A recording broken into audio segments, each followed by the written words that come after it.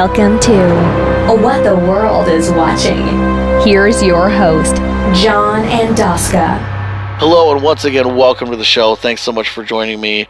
Today we have part 2 of our great interview with Vince Russo. Last week we covered a lot of other things that Vince is into, including the San Francisco Giants and Kiss and the Rocky movies and all that sort of stuff.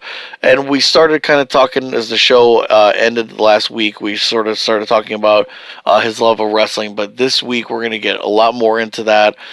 Vince has got a lot of great stories about meeting some wrestlers and stuff for the first time, and sort of I guess getting into the business sort of early on, and making that transition from a fan to somebody who had a great career in the business. So we're going to get to that in just a little bit, but before we do that, I want to thank everybody again also for checking out our B show that we had last week. I keep calling it the B show, but who knows? Even for a little while, SmackDown was kind of doing better than Raw, I thought, back in that when Paul Heyman was writing for it. But anyway, I digress. The point is that there is a second show to be aware of that's coming out on Fridays. Last week, I had my buddy Quaylen join me, and Quaylen is somebody who's a fan of wrestling, but a lot of these things he's experiencing for the first time on the network. I mean, he's kind of casually, I guess at best, casually followed it throughout the years, and now, he's getting to experience everything and watch all the pay-per-views and catch up on all the stuff he missed. So it's kind of fun to talk to somebody and kind of get their experience, get an experience like that through their eyes. So we're going to be talking about more things coming up in the near future. We'll be talking about all the Royal Rumble goodness that you can experience on the network, and a lot of different things like that. So stay tuned. Again, that's on our show that comes out every Friday. But for now, I'm not even going to waste any more time. I want to get right back into it. I want to get right back into our part 2 of our interview with Vince Russo, and it's coming up right after this. Oh, it's Saturday morning. You just can't seem to get out of bed. Oh, wake up! Now, there's an exciting new reason to rise and shine. WWF Mania. The whole family will love our stunning superstars, candid interviews, and of course, tons of great wrestling action. WWF Mania, more jolting than a cup of coffee, and it's 100% caffeine-free. Bone-crunching action. All the football excitement of the button-pounding arcade smash, Super High-Impact Football for Genesis and coming soon for Super NES. Well, let's turn the clock back again to when you were on the side of, being a fan and everything else. And I know you went to college out here at Indiana State in Evansville. As I said, I'm in Ohio, so coming from New York to the Midwest here. What did you still follow wrestling when you were in college? I mean, because I don't know if cable was quite caught on yet. I wasn't like that kind of a fan. You know what I mean? I mean, I wasn't this obsessive wrestling fan. I mean, I just wasn't. I enjoyed wrestling, and I liked watching wrestling. So, especially when I went away to college, I don't think I watched it at all, when I was in college. But, here again, when I graduated from college, and, I went back to Long Island, and I'm 22, 23 years old, whatever it is. Well, all over again now. Now I'm attracted to Randy Macho Man Savage. Mm-hmm. Now I'm attracted to Jake the Snake Roberts. Now I'm attracted to Rowdy Roddy Piper. So again, it was those same characters were still there, and that's what I tuned in to watch. So it was that boom period of when it, sort of got big again or went mainstream, that sort of, it kind of hooked you again. Yeah, absolutely, yeah. And I guess at what point, because you owned a video store, or was it 2 of them, or would you just have the one? Yeah, I had 2 of them out on Long Island. So I guess one of the things that I was always a big fan of, and that got me, really fueled my fandom of wrestling, was going to the local video store. And I don't know I want to ask you if you remember the old Coliseum videos. Oh, of course I do. Yeah, no doubt about it. There was a Coliseum video just on the managers. I mean, and it Yeah. basically just really high. I mean, it had them all, but there was a lot about Albano and the Wizard and Classy Freddie Blassie. You know, then my other favorite, of course, was the Best of TNT. Yes. Oh yeah, Oh, yeah. those Coliseum videos are legendary. Well, I'm looking at one right now. I got the Amazing Managers. I'm looking at it right now in my office here. I got it signed by Jimmy Hart, and I love. It was great. It was a thing going to the video store and seeing the new ones that would come out. Yep. And I mean, so owning a store, did you get did you get any promotional items or different things that came in? I mean, because being an owner of a store, I mean, But what I did do was I actually had four. I actually had four autograph signings. You know, Wow. at my video stores, and huge. I mean, they were freaking huge. And I actually brought out to my store back in the day. That I'm talking about now, probably 87, 88, you know, probably sometime around there. But I brought out, and I mean, they were in their prime at this time. I mean, their prime. I brought Jake into one of my stores. Wow. I brought Brutus Beefcake into one of my stores. I brought Demolition into one of my stores, and I had the Honky Tonk Man in one of my stores. And, you know, like I said, this is like 86, 87. This is right when they're at their peak. All of those guys. Absolutely. Yeah, I remember I remember vividly, you know, Demolition were the tag team champs at the time they came out to my video store. Were these the first wrestlers that you kind of actually met at that time? Yeah, absolutely. Yep. Wow. You know, nothing beats the old clamshell cases that they had, and Yep. I still have a big collection. In fact, instead of having a real job in high school, I was dealing those old Coliseum videos on buying and selling them on eBay, and that's how I made a living as a teenager. And you know who was the Coliseum rep? You know, spokesman. And would even go out selling and making appearances at the time for Coliseum Video. Was it Hillbilly Jim? Hillbilly Jim, yep. Yeah. Yep. That's amazing. That's one of the things I want to ask you again. You know, having a video store like that, especially, you know, and I guess it's one of those things too. At that time, was that something that you saw was just a good business to get into? Because it's hard for people to imagine now. But the idea of being able to watch.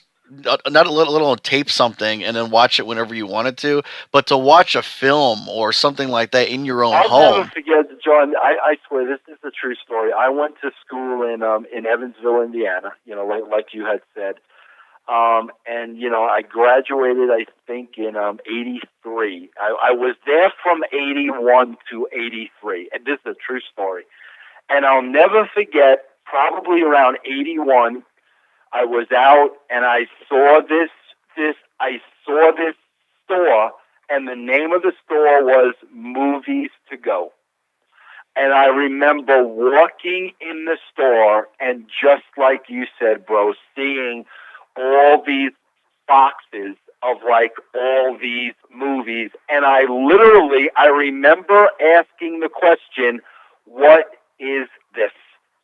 Mm-hmm. First time in my life I was ever in a video store. You know, I loved the movies. I loved entertainment. I loved all that stuff.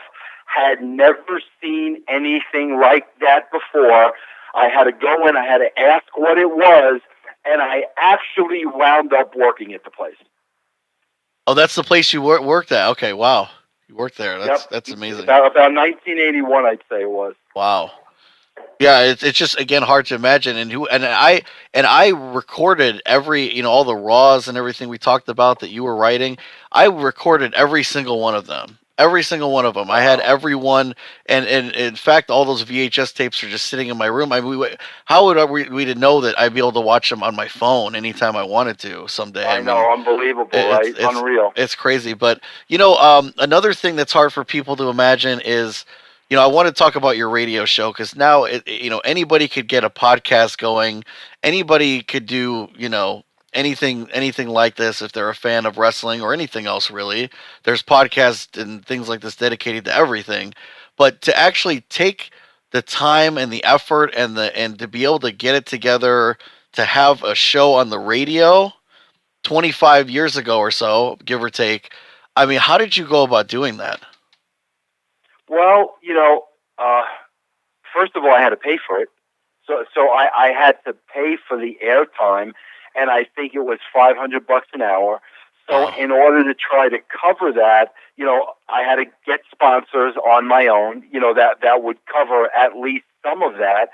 And then I also took the show and I syndicated it on my own by literally going through directories of other radio stations around the country, sending them my tape and sending them what the show was.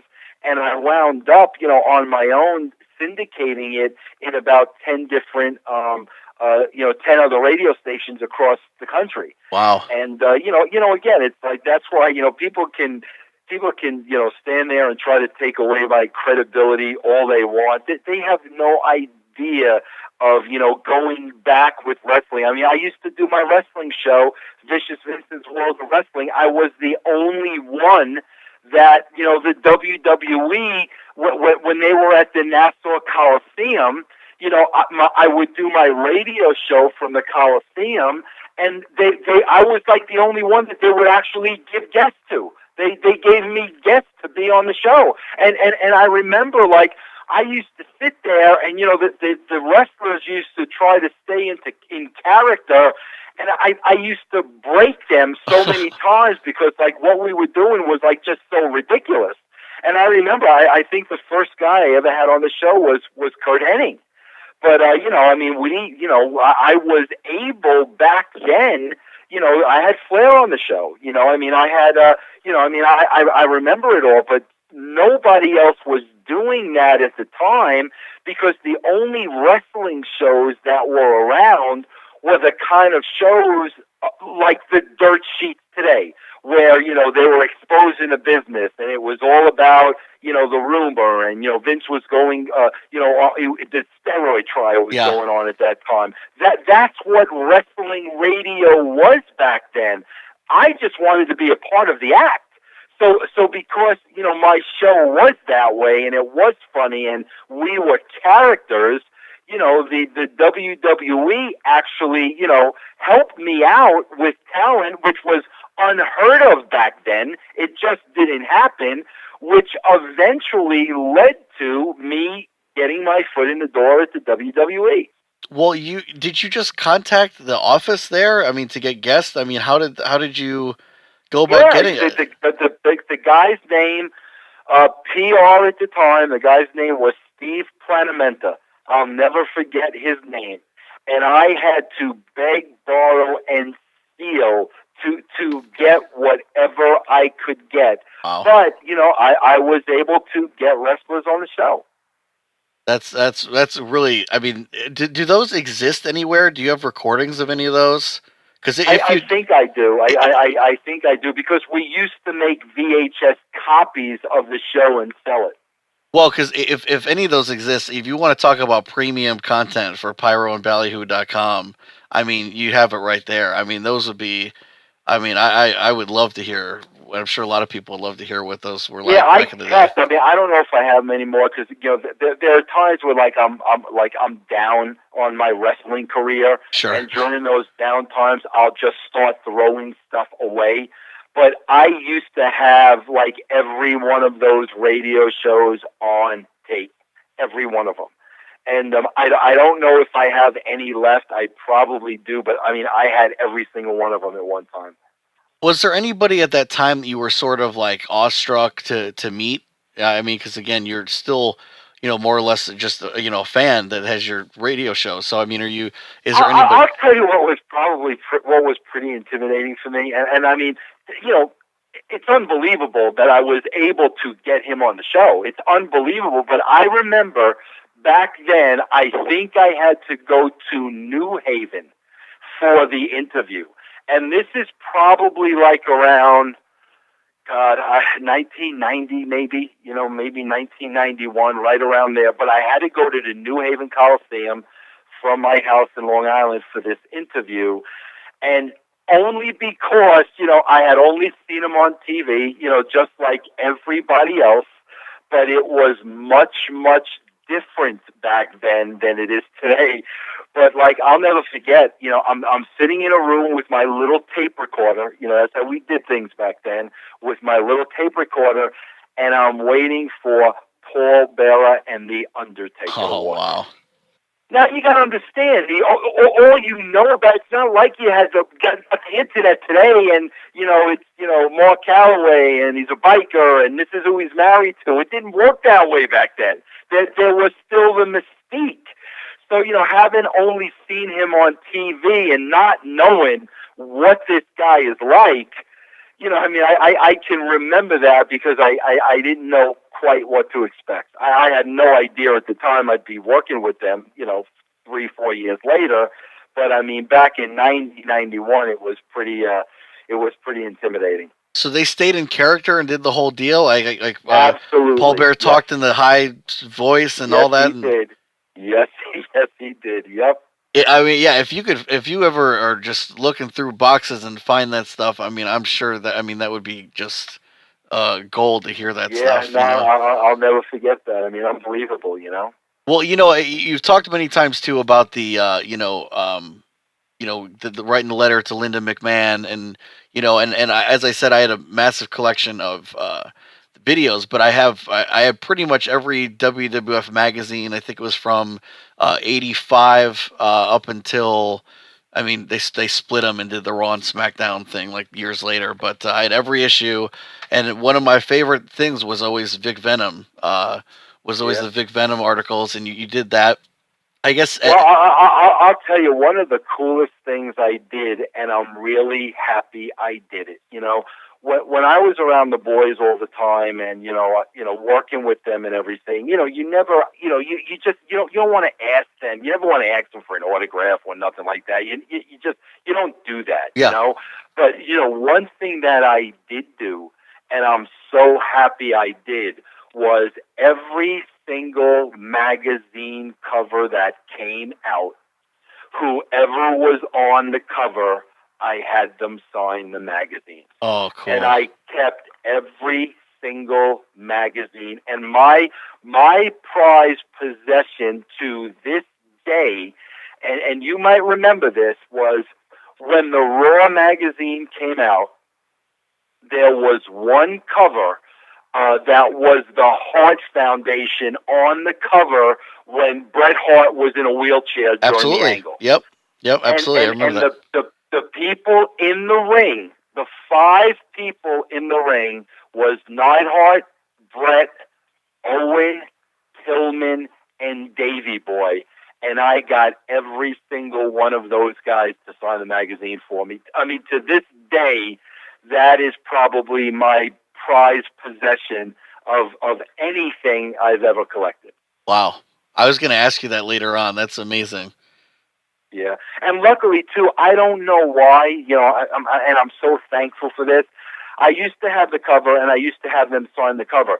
Outside of that cover, Owen Hart was only on one cover, and he was on a cover. It was him and Neidhart one time on the WWE magazine. That's right, around 94 or something. Yeah, I remember that. Yes, and I don't know why, but for some reason, I actually had Owen sign 2 covers, and that is the only piece of wrestling memorabilia that is on my wall in my house.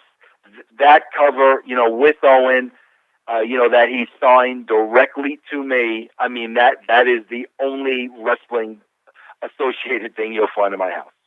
Wow, that's really cool. That's really cool.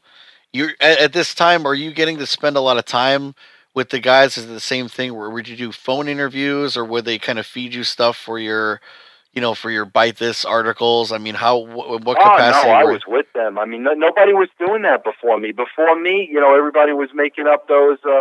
Everybody was making up those stories for the magazine. People were just making them up. Nobody was talking to the wrestlers. I mean, nobody. So I immediately, started going to the television tapings. And I mean, every time, we were writing a story about somebody, regardless of who it was, I was interviewing them and I was talking to them. Nobody had ever done that before. This is about like maybe 94 or 95. So like all that stuff I was getting directly from the talent. So you're working with talent directly, and then as we know, you get moved up to the creative side of everything, what's being presented on TV, and you end up working with Vince, and you're writing the shows and all that. Um, I guess was there a point where it's sort of your fandom, sort of being a fan of wrestling through all this time, uh, kind of started to dissipate a little bit, and you were just Absolutely. When I got into the routine of writing a show every single week, it was now a job. I mean, this was my job to write this show every single week. There was no being a fan. It was a job. And, I mean, so much went into it. I mean, that's why I had a laugh the other day. Like, and I didn't comment on this on Pyro and Ballyhoo because actually it's so ridiculous that I don't even want to defend myself on it. But, Eric Bischoff, made the comment the other day someplace that, like, I didn't understand wrestling. How in God's name can you be sitting in Vince McMahon's living room for almost 5 years, every single week, and a lot of that time it was just the two of us, and then driving to every arena with the guy, traveling with the guy, traveling back from the arena with the guy, literally being connected to his hip? How could I have gone through that experience and not understand wrestling even if I wanted to? There are a handful of people on this planet that were able to ever get that kind of education from the most successful man in the business, in the history of the wrestling business. And keep in mind, he got his education from his father, who started it all.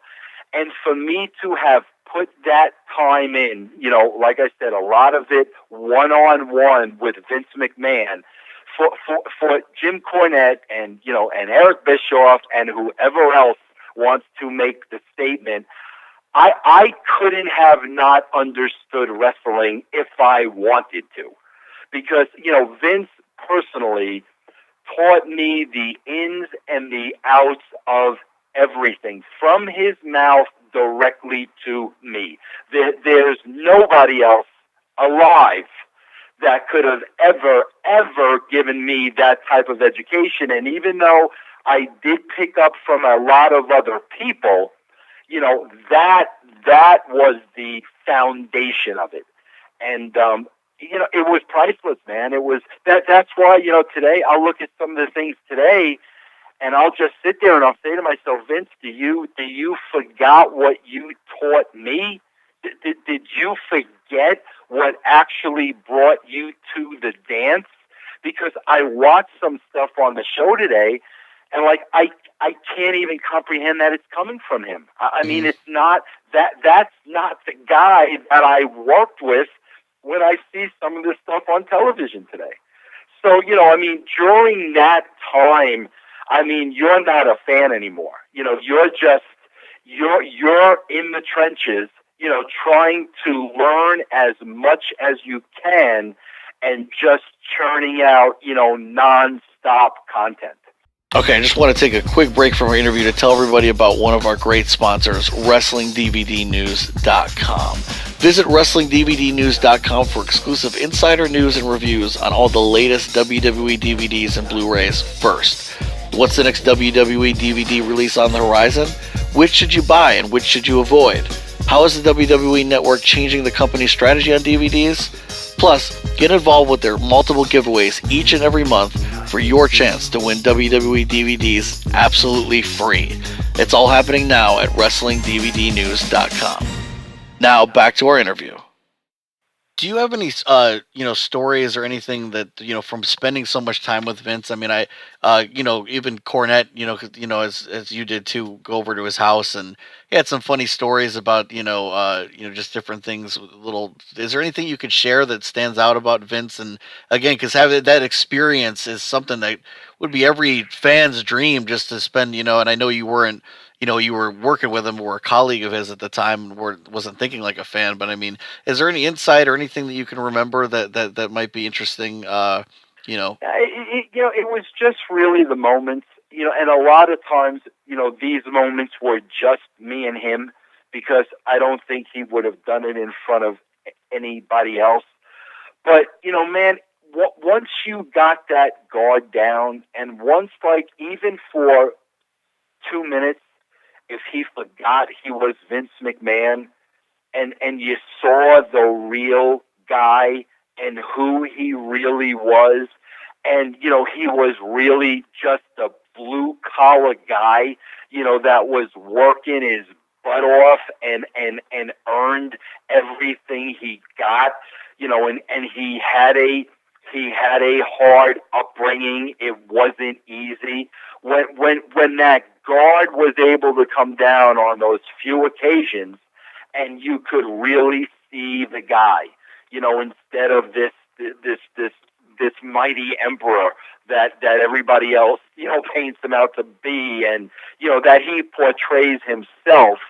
It was just those moments like that were few and far between, like that I never, ever forgot, because to remember and to realize somebody that powerful, like, was just like you and me, that was really something to see.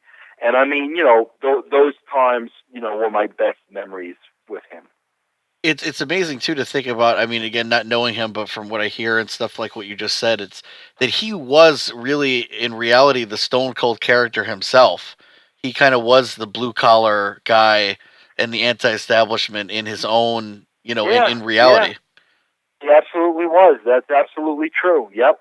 But yeah, that's really, again, having that experience, thanks for sharing some of that, just, what that was like to sort of be around him and to work that closely with him. Again, that's something that, only we can, imagine what that would have been like. And I guess, as you said, you're kind of in the bubble of writing everything and doing all this. Is there anything at all? I mean, is there anything that you got to enjoy? I mean, did you get to, or are you just so focused on getting a bigger and There better wasn't. show?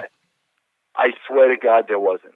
There wasn't one thing. We were so focused on making this week's show better than last week's show. We were so focused on that all week long, 24 hours a day, making this show better than last week. I enjoyed nothing. I'm lucky, honestly, I'm lucky if I can even remember 25% of things that happened during that time. There wasn't a second to stop and smell the roses. Not when you're writing shows of that quality, with that type of talent, with the ratings being where they were, and every show having to top the last. Just there was no way in the world to enjoy anything. Were you even aware? I mean, obviously you probably saw the numbers, but I mean, all of a sudden you guys are they're, all of a sudden they're on the cover of TV Guide and Entertainment Weekly and, all this stuff. I mean, are you at least aware of that? And you got a Super Bowl commercial suddenly and Yeah, I mean, you're aware of it, but you're not letting it affect you or change the way that you're going about your work.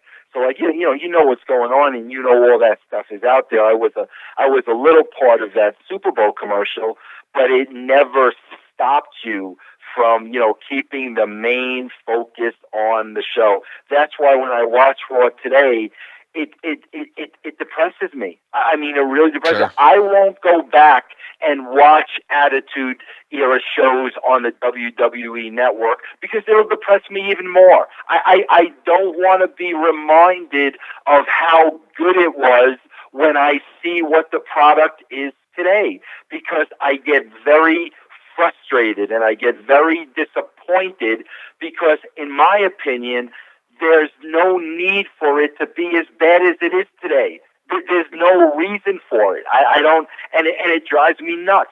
And that's why, like I said, I don't want to go back and look at shows from the Attitude Era and remember how good wrestling used to be, because it'll drive me more nuts. Yeah, that's that. I mean, that's interesting because again, I think it's do you have the WWE Network, or are you watching? Do you have? I don't even have the WWE Network. No. Because again, that's the thing that is interesting. Again, even I guess in the context that you said, the context of how it is today, it's hard to enjoy even now the stuff that you did back then because of where it is now and the Yeah, far. I want wrestling to be great. I want it to be great. Pyro and Ballyhoo, we're depending on wrestling. I need it to be great to make a living from wrestling, and to just sit there and watch it week in and week out. It's like, what are you guys doing? Vince, wake up.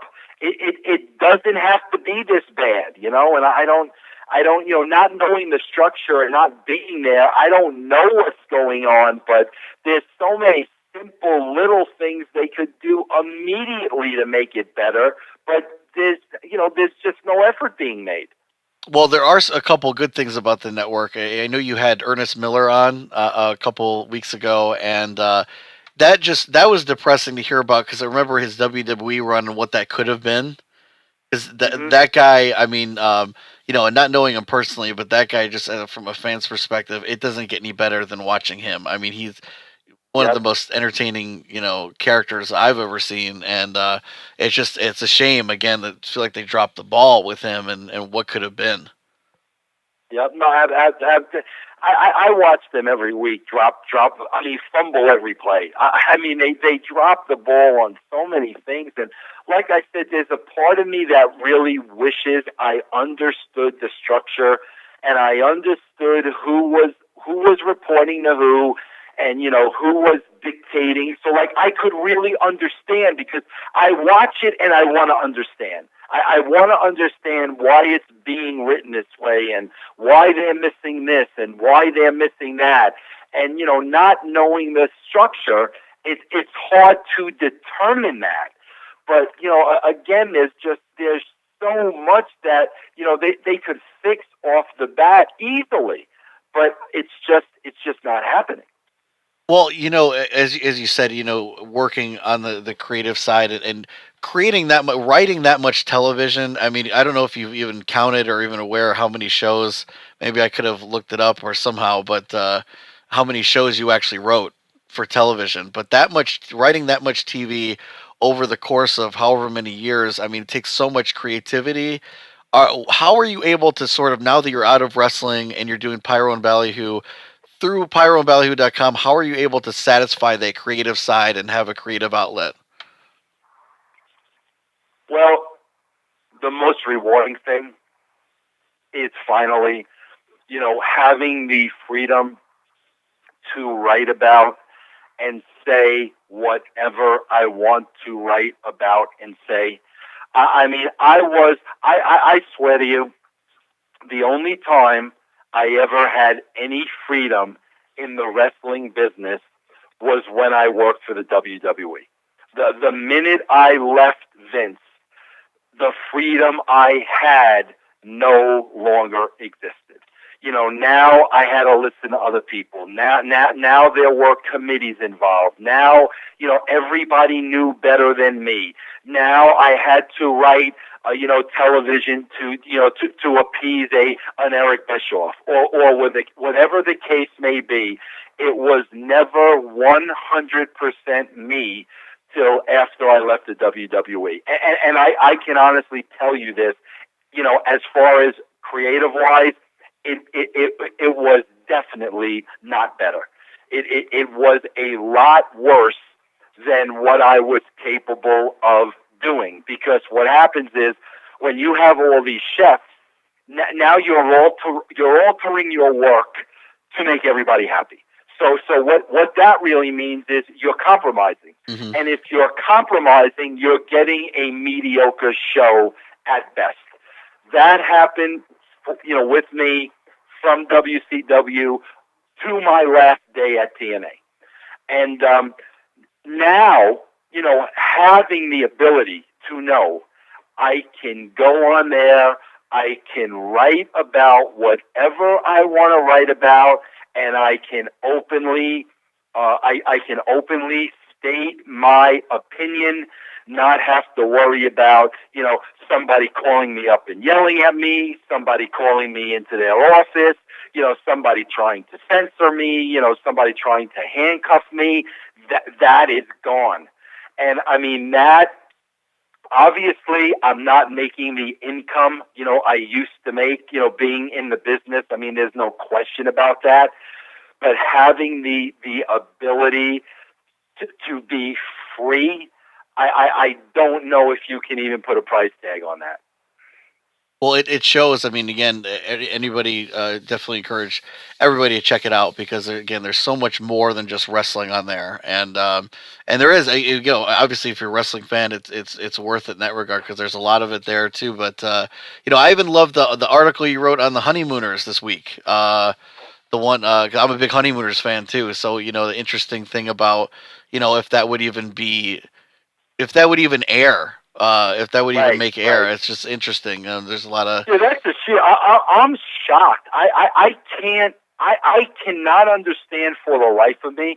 Like I don't know what you have there, but here in Colorado, there's a station. I don't even remember what it's called. And from 6 to 7 o'clock every night, All in the Family's on. Mm-hmm. And I don't know if that's happening under the radar. I don't know how they're even allowed to run reruns of this show, especially from 6 to 7 o'clock at night. And I sit here, and the content on the show, I mean, whereas it's hysterical, if you're in on the joke, certain people watching that for the first time, I can only imagine. And I was thinking the same thing with the honeymooners. I mean, every episode, Ralph Cramden, was sending, Alice to the moon, and I'm like, are we so serious these days that that would be looked at as domestic violence and not be allowed to air? I mean, so much has changed, and I think we've lost a lot of the comedy, from a creative aspect, having to worry about what's politically correct and what's not politically correct. When at the end of the day, it's just all for the sake of comedy. Well, and it's all in context too. If you just saw that scene of Gleason doing that, you'd think he was a bully, but he was the character. Ralph Cramden was the farthest from that you can get. Exactly. He loved Alice so much, and he wouldn't hurt anybody. He was incapable of doing that. So, right, but today that would not be looked at that way. Mm-hmm. Exactly right. So it's just interesting, Yeah. A few more things before we wrap up here. Just I wanted to ask, I guess, do you have sort of a favorite storyline or program that you remember as a fan? Just again, purely talking as a fan here. Oh man, I remember moments. Storylines were different back then because they really didn't go on long. You know what I mean? Like I remember moments, and I remember things happening. But stories were a little different back then because they didn't go on for like the months that they go on now. So like storyline wise, nothing really pops out at me, to be honest with you. Okay, and you mentioned too that you were more appreciated the characters than the matches and stuff like that. If you were gonna, let's say there's some 15-year-old kid out there or somebody younger, that you want to show them this is a character, this is what everything it should be. Who would you point them to on YouTube or even on the WWE Network? Who would you tell them to check out? Oh God, I would probably. There's probably 3 people I would tell them to check out. I would tell them to check out definitely where it all started with me. and that would be the Valiant Brothers and Lou Albano. Check out any interview with those three guys. That's number one. My second biggest influence from there, as far as character and just so over the top entertaining was the Big Cat Ernie Ladd. Watch any Ernie Ladd promo. I mean, it's money.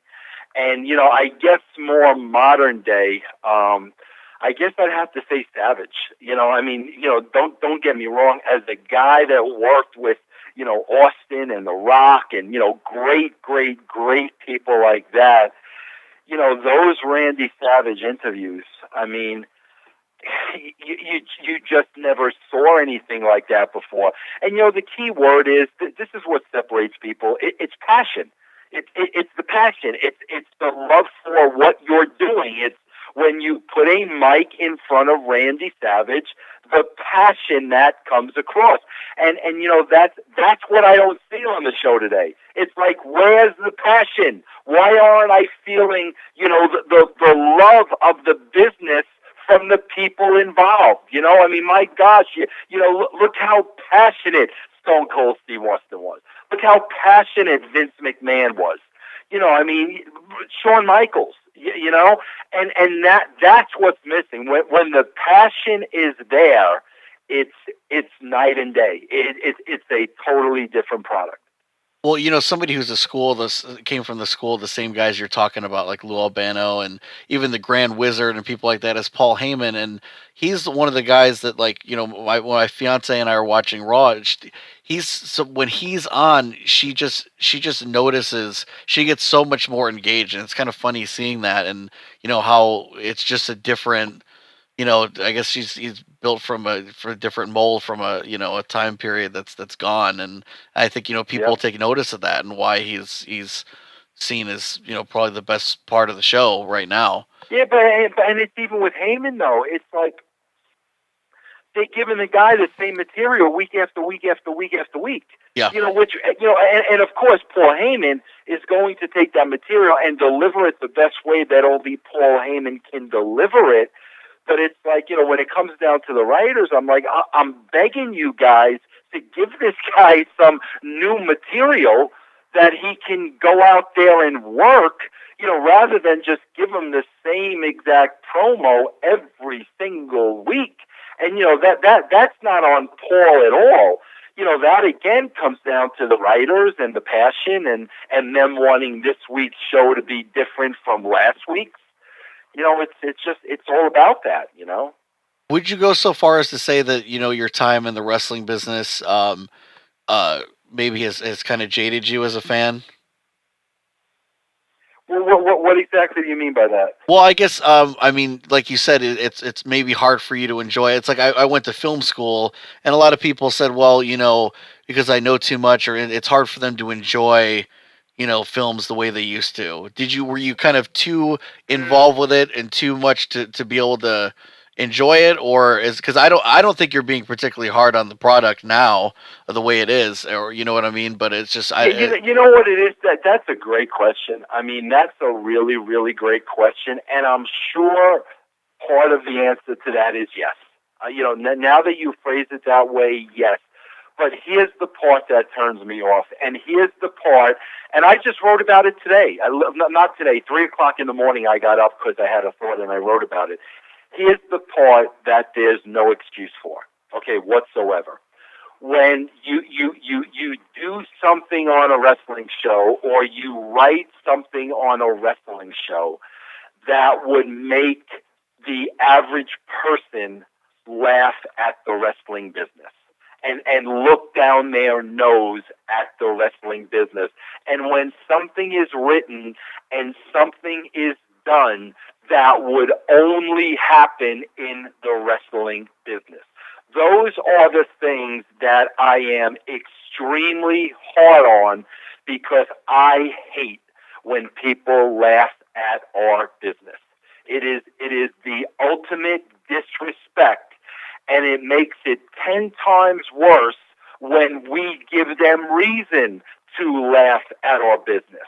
So that's why, like, in 2014, when I still see things like that on Monday Night Raw, it drives me crazy, because you're giving people the opportunity to put wrestling, in a box as, oh, that's wrestling, it's a joke.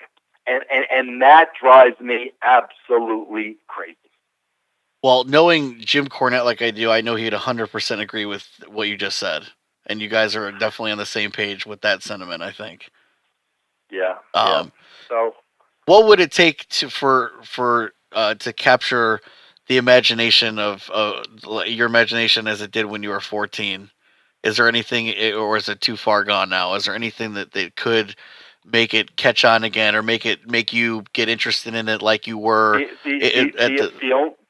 The only thing that wrestling has to do is the same exact thing that it did in 1996. All it has to do is take a look at what's happening around in society, what's happening in today's world, what's happening in our day-to-day lives. All it needs to do is to take that and mirror that. That's all it needs to do. That's all the Attitude Era was. The Attitude Era brought wrestling back up to speed, because at that time, in 1996, wrestling was stuck in 1986. And now it's stuck in a rut that was even before the Attitude Era. It's gone so backwards in the opposite direction that there is nothing on the show that is relevant. It's that these characters that you're creating would not act or react in the way you're writing for them to act and react. If this were the real world, that's not what people like that would be doing. And that's where the major disconnect is. And that's why, here we are, and everybody's laughing at wrestling. Well, Vince, I've had a great time, talking about everything, under the sun, from Kiss to Rocky to wrestling. I hope you enjoyed it too. I really appreciate your time. Oh, no problem at all, bro. And I enjoyed answering the non-wrestling questions. It was a lot of fun for me too. Well, I really look forward to what you got going on pyroandballyhoo.com, and everybody should check it out. So I look forward to seeing great things there. Yeah, so do I, and I'll just keep continuing to churn out the content on a daily basis, and the site should be growing more and more in the future. All right, sounds great. Looking forward to seeing it. Thank you so much. All right, there it is. That was part 2 of my interview with Vince Russo, and to me, the most interesting part of the interview was really hearing, really before he was kind of in the business and when he was just getting started.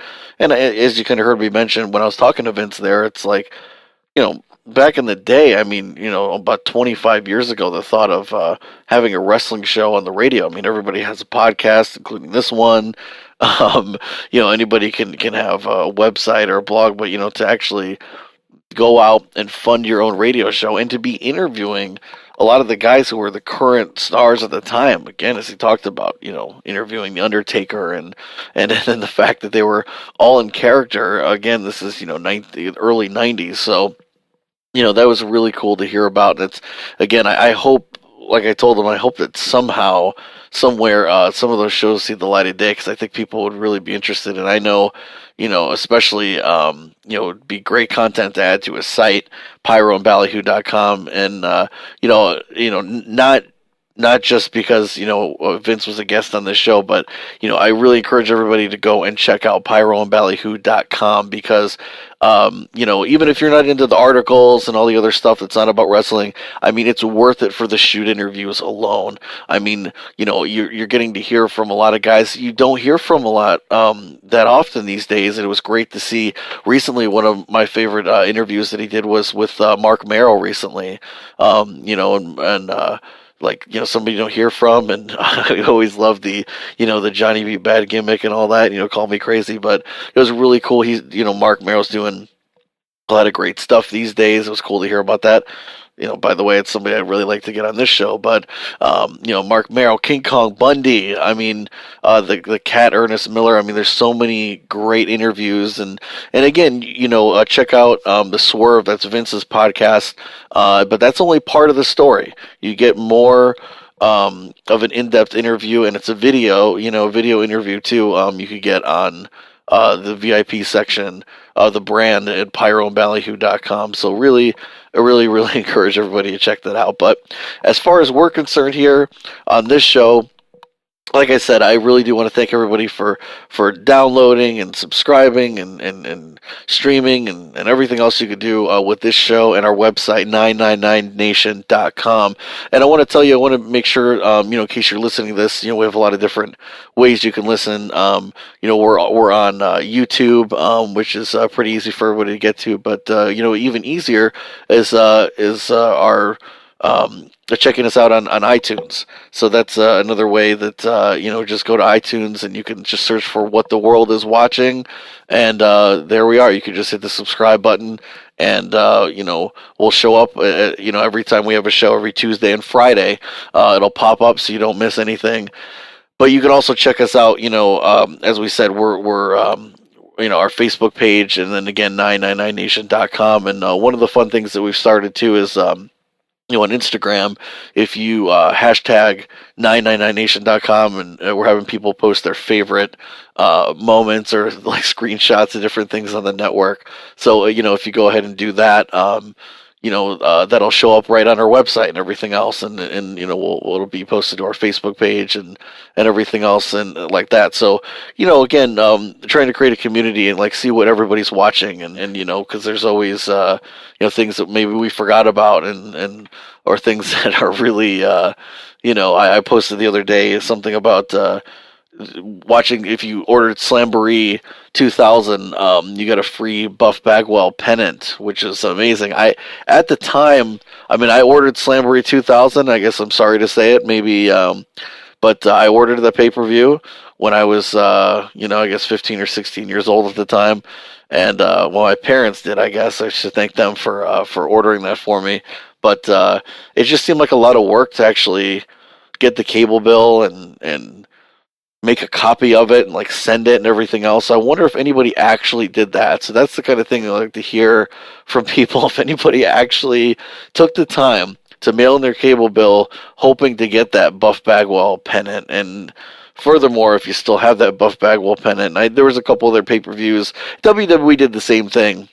That wasn't anything new, but just the idea of getting a Buff Bagwell pennant was really funny to me. So, there's different things like that are on there, and little things that we could poke fun at. But it's, again, I can't comment enough like how amazing it is, for me to be able to, have, for somebody who had such a vast library of videos and VHS tapes, to go from that to being able to just watch everything here. And, as we saw on the B show, or like, with Quaylen, my friend Quaylen, or, my fiance who will be on the show coming up, like, I'm getting to subject her to so many things, that, she's definitely showing her love for me by sitting through some of this stuff as, we could be watching anything else, but, we go back and watch old WCW Clash of Champions or some old Saturday main events. She definitely loves me to be able to sit through a lot of this stuff and, not being a fan. But, I have to say, and she'll tell you, too, when she's on the show, she'll tell you that she is enjoying a lot of it. And she's especially enjoying the documentary series, the rivalries, the Monday Night War. So that's really interesting, again, from a non-real fan perspective. Well, she's become a fan, but from, somebody who didn't completely grow up with all this, it's really interesting to see what people are sort of, enjoying the most on the network and everything like that. But that's all we have time for this week. Next, this Friday we have another show, which I encourage everybody to check out. Again, we're going to be talking about the Royal Rumble and a lot of different things. And when I say we're talking about the Royal Rumble, not necessarily this one coming up. I want to talk about the stuff that you can, enjoy and kind of, use to gear up for this year's Rumble and get excited about it, and all the classic Rumbles and different moments you should check out there. And then next week, I'm proud to announce that a week from today on the show, we have the one and only genius, Lanny Poffo, brother of the Macho Man Randy Savage, member of the legendary Poffo family, of course. He's on the show. We're going to be talking about lots of different things, lots of kind of crazy things from his, different sort of diet that he's on to how he got into poetry and some of his favorite poets. And again, a little bit offbeat in terms of what you're normally used to hearing in the interviews. Again, hopefully everybody is enjoying that, and we definitely appreciate your comments and everybody who's sort of written in, and really appreciate that, and glad that you're checking it out and you're enjoying it. I encourage you to share it with everybody too, because again, I'm just trying to create network for the network here. So that's about it for this week. Thank you so much again for checking out the show, and we will see you on Friday. Thank you for listening. For more, visit the Network Nation at 999nation.com.